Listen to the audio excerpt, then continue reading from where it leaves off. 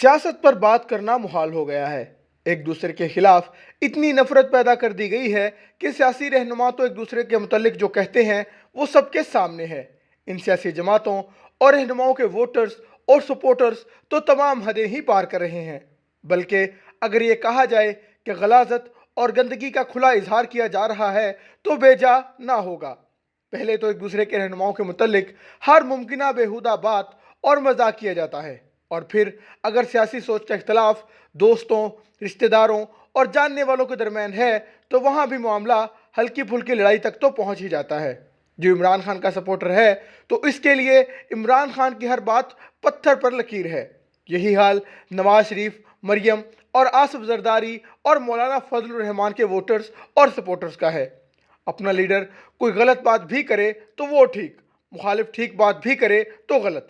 اب تو اس سیاست نے ایسی تقسیم کر دی ہے کہ شاید کوئی گھر یا خاندان ایسا نہیں جہاں سیاست پر بات کرنا ایک رسک نہ بن چکا ہو۔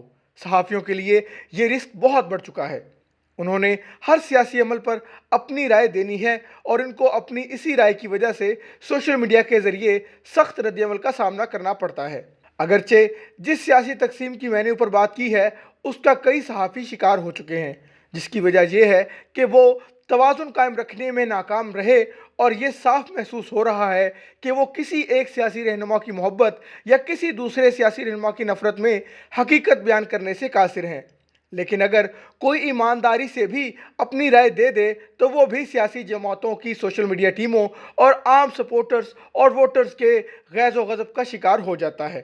میں تو اس بات پر یقین رکھتا ہوں کہ جو بھی سیاسی رہنما یا سیاسی جماعت ہو، ہمیں اچھے کام کی تعریف اور برائی کی نشاندہی کرنی چاہیے، چاہے آپ کے متعلق دوسرے جو مرضی کہیں۔